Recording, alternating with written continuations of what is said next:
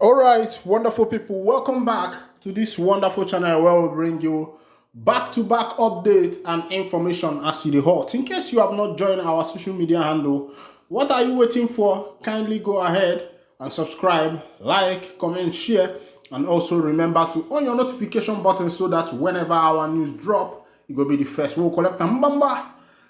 Another heavy protest has break out in Nigeria as NLC clash heavily with the Nigerian police. Ndị be anyị sị na he that goes to equity must go to, with pure hand. Remember that last year when this present government declared no more fuel subsidy. Of course, the president of Nigeria, Bola Ahmed Tinubu, came in and said, fuel subsidy is gone. That was the first statement he made while he was addressing the nation without a proper articulation, a proper observation, or even looking through what is happening in the nation. As the new president, at least you should have stayed like the first 100 days in office before taking any of your action. But as if it was a planned deal, he declared no more fuel subsidy. As it is now, the Nigerian police has invited the NLC president, Ajaero, and there has been a lot of queries against him concerning the protest. And of course, you know that Labour have decided to carry out another protest due to the hardship that is ravaging the citizens of Nigeria. Even though that the government said that they have removed importation duty on food commodities, but still yet the prices of things are still very high. Now, there is this advice that P2B dropped for Ajaero. P2B said Ajaero handles issues with extreme caution. P2B is warning Ajaero to handle issues that concerns Nigeria with heavy caution. Let's go down to the full detail of that particular information before I will bring you back to the protest, the raging protest that is currently going on. And if care is not taken, the way this nation is going on, I'm telling you that doom is coming for this particular government, because looking at the plan and strategies of this particular government, you don't need a soothsayer to tell you that this government is not for the people. They are against the people. They just want the government for their own personal aggrandizement. The 2023 presidential candidate of the Labour Party, LP, Peter Obi, has urged the federal government to handle the allegation leveled against the president of Nigeria Labour Congress, NLC, Joe Ajaero, with extreme caution. Daily Post recalls that the police summoned Ajaero for questioning over a case of alleged criminal conspiracy, terrorism financing, treasonable felony, subversion, and cybercrime. Obi, while reacting to the police invitation to Ajaero in a post via his official X handle, said the invite should not be unexpected given the sensitive position of the NLC leader that the NLC leader occupies. He noted that the allegation infractions listed on the letter of invitation are weighty, with no clarity on the circumstances. Obi also wondered if the authorities are attributing these allegations to personal conduct or responsibilities devolving on Mr. Ajaero as the NLC leader. Also, Taylor, I told you that this one is what is called a tug of war.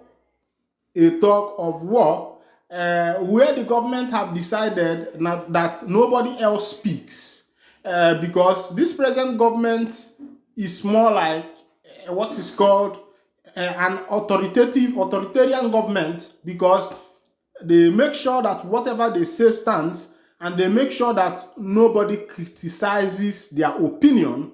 They make sure that once they say what they want, nobody comes back to unsay it again.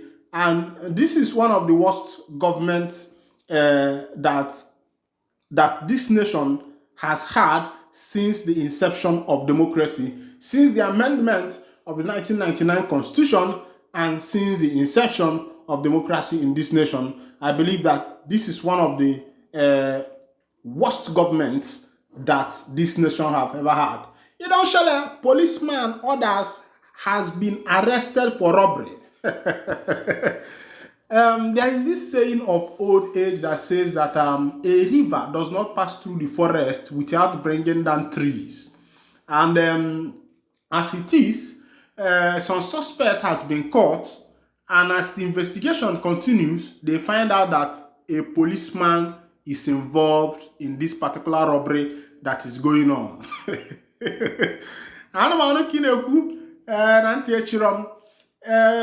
Ọ na-adị mma ndị be anyị si na if ụzọ dị mma agaghị nga na abụ ama mme na ghọta now. Let's go down to that information. The suspects, who include a police officer, are accused of hijacking a lorry carrying 522 bags of rice on its way from Mombasa to Nairobi. 3 suspects have been arrested by police in connection with a highway robbery in Kiwazi, Makuni County of Kenya. The suspects, who include a police officer, are accused of hijacking a lorry carrying 522 bags of rice on its way from Mombasa to Nairobi. The arrest followed an intensive investigation by the Kwebi Directorate of Criminal Investigation (DCI) after the lorry and Isuzu with registration number KCI 107U was reported missing along the highway. The vehicle was intercepted by 6 armed men in the tank area, who took control of the lorry and its valuable cargo. Among those arrested is Francis Mutuzo, a police officer based at Kibali Police Station, who was alleged in full uniform and armed during the robbery. The other suspects have been identified as Judah, Kipoche Kandi, and John Mainge. The stolen lorry, loaded with 25-kilogram bag of rice, was eventually recovered in the Mangaya area not far from Kibazi. The lorry driver was found abandoned in the Skatta area, having been left unharmed by the robbers. There is hunger everywhere. Remember that even in Kenya currently, there is a big protest that is currently going on in Kenya, and the same thing is about to repeat itself in Nigeria if this government does not pay rapt attention to the demands and the needs of their citizens. Of course, the work of the government is not just for themselves, but to implement policies and strategies that will benefit the citizens. Meanwhile, recently, the citizens of Lagos has been campaigning for Ndi Igbo to go, and an Igbo socialist, a statesman named Chinwizu, has written a letter to the Igbos and also to the Yorubas. Let's go down and see what this man is saying, because our people say that there is wisdom in old age and there is also wisdom in gray hair. Yes, he said, I agree with you that Lagos should be for its Yoruba indigenes and the Southwest should belong to the indigenes of the region. So let's get practical and cooperate and make our shared desire happen peacefully and as fast as possible. Please note that Igbo land, to which Lagos would return from Lagos, and the Southwest has a part in the South-South and part in the Southeast. Kindly get President Tinubu to facilitate the process by doing the following. Number 1, defederalize the port, so the South-South and Southeast region take control of the ports in their area. Let one airport in the Southeast and one in the South-South be approved for international flights. Persuade foreign embassies to open visa granting consulate in the Southeast and South-South if President Tinubu can sign executive orders or legislation on these 3 matters. Igbos will quit Lagos and the Southwest faster than anyone can expect. Within 5 years, Igbos, other than as tourists, will I reckon, become as rare in Lagos as fishes in the desert, and as rare as camel in the sea. Please, let's work together on this project. We shall still be in one Nigeria. Please stop being faceless. Emerge from your anonymity and let's get to work on this win-win project that will benefit out two great peoples. Let's factor the benefit for other regions and peoples in Nigeria. The entire people of the South-South will benefit from the boom in economic activities in this part, and this should help dampen the Biafra agitation and the Niger Delta militancy. I leave it to economists to work out the benefit for the North Central and North-East region. Of course, Yoruba indigenes of Lagos and Southwest will get the Southwest without Igbos. Igbo's region, they crave.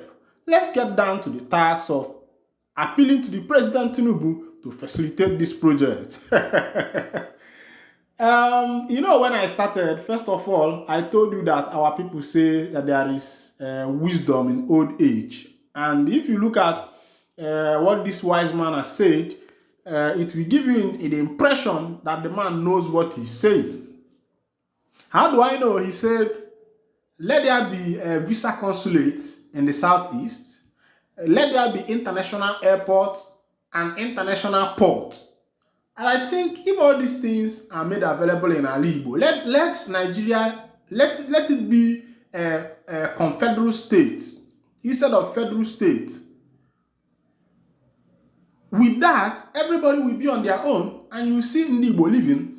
And a man that said this thing shows that there is true wisdom in old age. And when I stand by and if this is your first time of joining us on this wonderful channel, kindly go ahead and subscribe, like, comment, and share. And also remember to on your notification button so that whenever our news drop, you will be the first to collect them. Thank you for listening. God bless you.